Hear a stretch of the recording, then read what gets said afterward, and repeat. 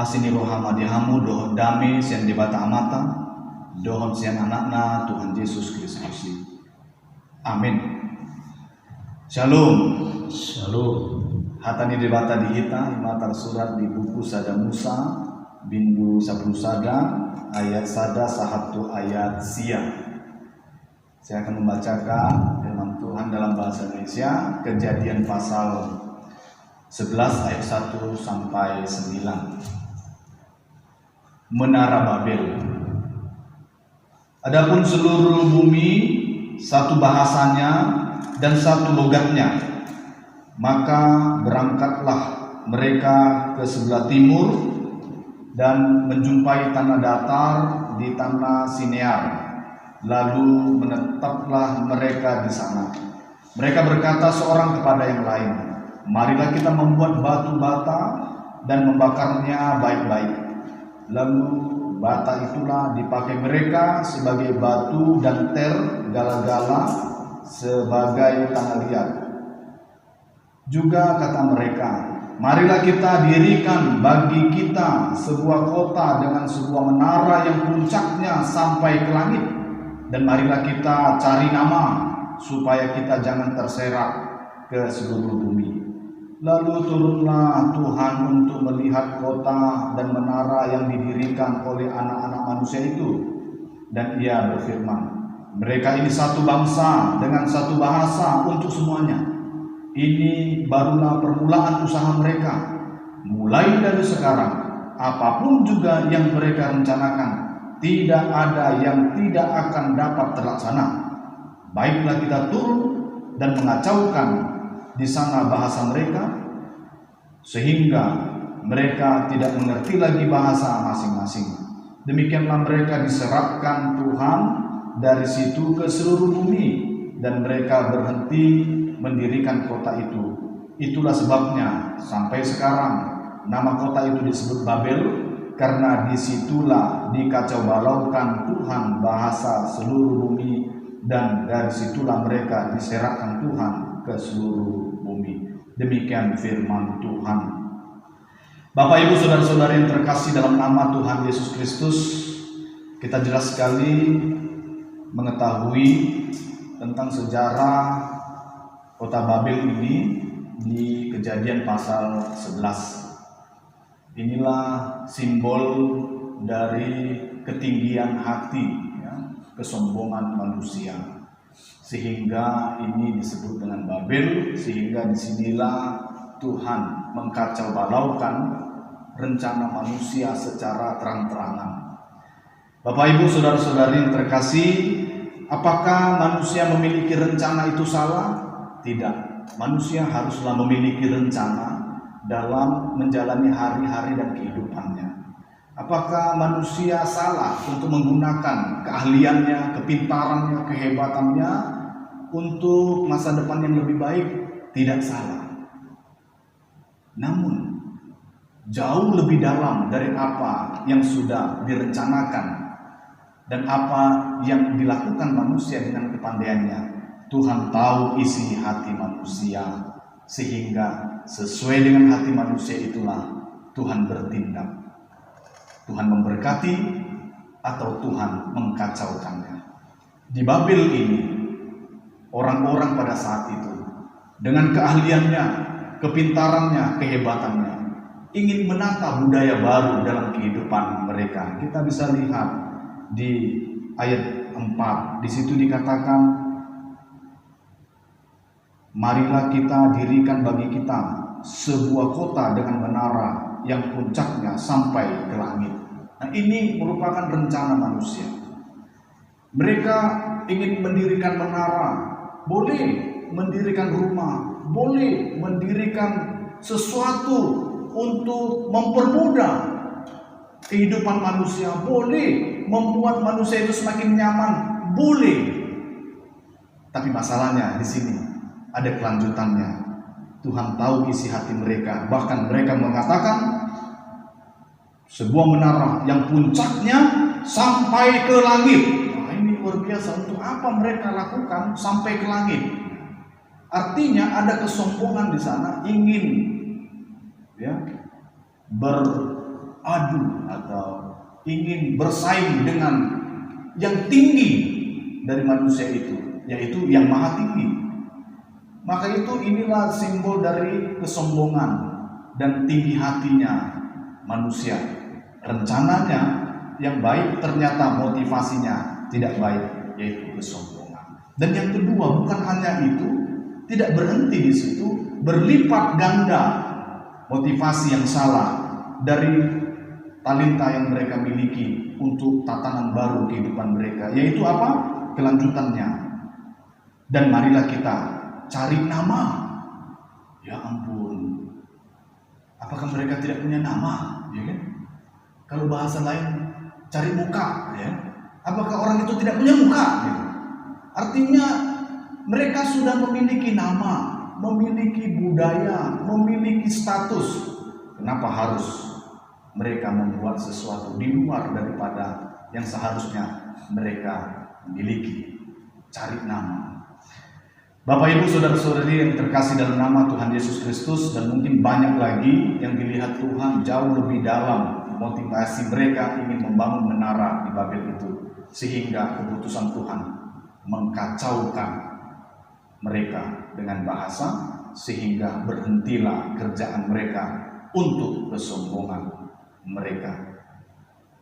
Bapak Ibu saudara-saudari yang terkasih dalam nama Tuhan Yesus Kristus, luar biasa zaman kita saat ini, zaman yang begitu maju.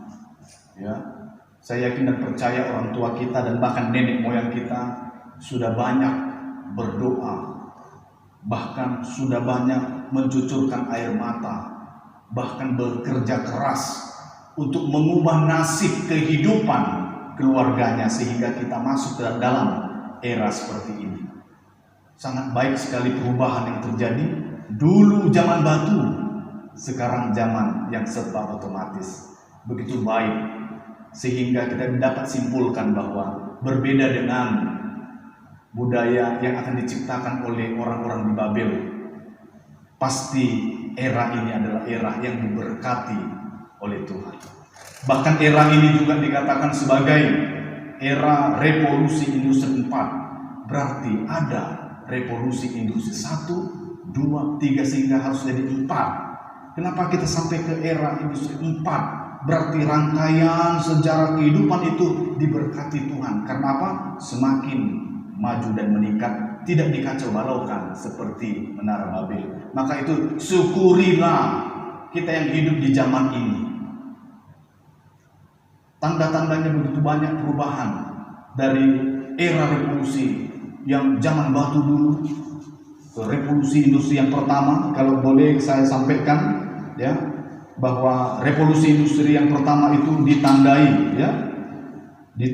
dengan perubahan pembuatan barang dari tangan ke mesin. Nah, jadi dari handmade ke mesin. Jadi gampang, manusia jadi gampang. Itu revolusi industri yang pertama tahun 1750 sampai 1830. Kemudian beralih lagi ke revolusi industri yang kedua, yaitu 1870 sampai 1900. Ditandai dengan kemajuan transportasi dan produksi massal yang dibuat secara besar-besaran dan banyak dan cepat. Kemudian revolusi yang ketiga ditandai dengan pengenalan komputer dan elektronik digital. Nah, kita mengenal yang namanya komputer, semuanya serba digital. Dan sekarang revolusi industri yang keempat, yang mana disebut dengan era disrupsi, ya, penuh dengan inovasi yang bergerak super dinamis dan serba terkoneksi satu dengan yang lain. Seakan-akan bumi yang besar ini seperti kampung yang kecil. Kita bisa berhubungan dengan orang di luar negeri sana seperti bertatapan buta, dan banyak perubahan terjadi dan kita nikmati sekarang. Dan terlebih-lebih percepatan revolusi industri 4 ini dengan adanya COVID-19, di mana orang semua dipaksa untuk online, untuk bisa mengerti dunia maya, sehingga kita terjun ke dua dunia, yaitu dunia nyata, dunia maya. Maka itu, apa sikap dan peranan kita untuk mengisi teknologi era di zaman kita hidup saat ini. Kalau di zaman Babel, mereka lakukan itu dengan motivasi yang penuh dengan tinggi hati dan juga untuk keuntungan diri sendiri dan merugikan banyak orang. Sekarang hendaknya ketika kita hidup di zaman teknologi yang katanya maju, marilah kita masuk di dalamnya dan mempergunakan teknologi itu dengan memanfaatkannya dengan hal yang positif dan dengan yang baik. Biarlah dengan teknologi yang ada itu menjadi sarana bagi kita memuliakan nama Tuhan, menjadi saksi bagi banyak orang.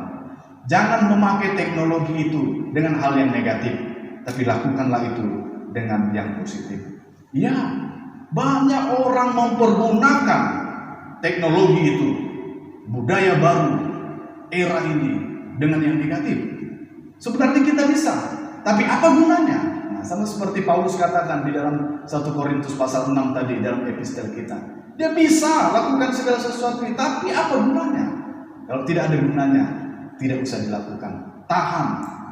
Ya, sebenarnya kita bisa melakukan segala sesuatu untuk menunjukkan bahwa kita hebat, tapi penguasaan diri dalam teknologi sangat penting kita lakukan di zaman ini, karena kita hidup di dalam dua dunia yang mana itu adalah identitas kita, baik secara nyata dan orang juga bisa menilai kita secara maya. Itu identitas kita. Maka itu ketika kita mempergunakan teknologi di era ini, maka yuk jangan kita ikut-ikutan seperti dunia ini yang memberitakan kabar-kabar yang tidak benar, kabar hoax, ujaran kebencian, postingan yang melecehkan dan merendahkan orang lain yang sering kita lihat di media sosial. Persoalan semakin kompleks dikarenakan pihak-pihak yang bermasalah. Ya, ada orang bermasalah, apakah itu pemerintahan, apakah itu keluarga atau gereja. Diadukan perselisihan itu di dunia maya sehingga orang lain tahu. Kita dengar beberapa gereja terkuak. Kita mendengarkan ada perselisihan di mana-mana. Kita sedih. Padahal kalau itu tidak diberitakan, kita tidak tahu, dan kita pasti yakin dan percaya dengan tulus berdoa kepada Tuhan supaya semakin mulialah nama Tuhan. Tapi ternyata ketika ada orang-orang yang memberitakan dengan perselisihan dunia nyata menuju ke maya, maka membuat banyak orang merasakan kesedihan dan bahkan tidak baik untuk menjalani hari dan kehidupannya. Oleh karena itu, apapun media sosial dalam dunia maya yang kita geluti selama ini, baik itu Facebook, baik itu WhatsApp, Twitter, Instagram, ya, yang viral, mari kita menjadi pendamai, baik pendamai secara pribadi maupun di dalam setiap akun-akun dalam dunia maya kita, media sosial kita, sehingga kita ikut mengkontrol orang lain supaya bisa mengendalikan diri. Justru saat-saat yang seperti inilah dibutuhkan anak-anak Tuhan dinyatakan melalui damai sejahtera yang ditunjukkan di tengah-tengah dunia ini. Jangan ikut-ikutan dunia melalui media sosial yang selalu mencaci, yang selalu menjelek-jelekkan. Mari kita maju bersama dengan hal yang positif, supaya kita tidak menjadi korban bagi orang lain dan mengorbankan orang lain. Ya, apalagi pernah kita dengar ya, baru-baru ini ada orang menggunakan dengan negatif media sosial, salah satunya WhatsApp ya. Nah, banyak korbannya, ada penipuan melalui akun di WhatsApp. Hati-hati, terkadang begitu. Sekarang banyak orang mempergunakan ilmu, pengetahuan dan teknologi untuk kepentingan pribadi-pribadi, ya, diambil profil kita lalu mengatasnamakan kita, menghubungi orang lain dengan mengatakan pinjam uangnya, minta uangnya, bantu, tolong karena anak saya sakit, masuk rumah sakit dan sebagainya, sehingga terduga dan tertolong. Benar niat kita baik, ternyata pertolongan kita tidak tepat sasaran, ternyata penipuan terjadi. Nah, maka itu siapapun kita, mari bersama-sama kita menjadi contoh teladan saksian dengan motivasi yang baik, yang positif, penuh kreatif, menunjukkan itu di era ini sehingga berkat Tuhan tercurah bagi kita. Namun kalau ada motivasi yang jahat, Tuhan tidak akan tinggal diam. Seperti menara Babel dihancurkan melalui bahasa-bahasanya sehingga ditinggalkan oleh banyak orang. Tuhan Yesus memberkati kita di zaman ini.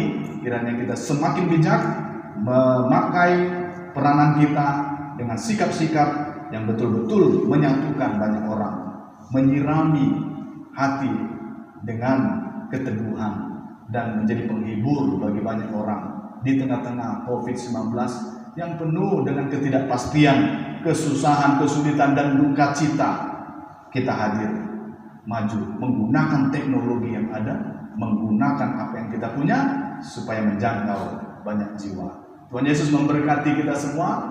Amin. Kita bersatu dalam doa. Bapa kami yang di surga, terima kasih Tuhan.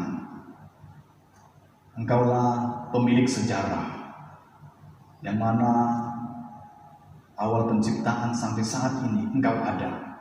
Engkau menyaksikan dan bahkan memberkati umat Tuhan yang selalu menunjukkan usaha, sikap, peranan untuk memuliakan nama Tuhan. Demikian juga dengan kami Tuhan, gereja-Mu. Kami hadir dengan motivasi yang betul-betul tulus untuk memuliakan nama Tuhan. Apapun rencana-rencana dari anak-anak Tuhan, umat Tuhan, dimanapun berada, kiranya Tuhan memberkati. Apapun pekerjaan mereka, Tuhan buatlah itu berhasil. Apapun usaha mereka, buatlah usahanya mengalami keberuntungan. Apapun rencana-rencana mereka, kiranya tercapai untuk kemuliaan nama Tuhan. Jauhkanlah tinggi hati, jauhkanlah sikap yang negatif, supaya hidup kami tidak terkacau balaukan seperti Babel yang kami baca hari ini. Oleh karena itu Tuhan, kuatkan dan mampukan kami bersatu hati untuk melakukan hal yang baik, mengukir sejarah yang baik di tengah-tengah bangsa, di tengah-tengah negara yang Tuhan tempatkan kami pada saat ini. Terima kasih Bapa, kami serahkan seluruh hidup kami dalam tangan-Mu. Dalam nama Yesus Kristus kami ucap syukur dan berdoa. Amin.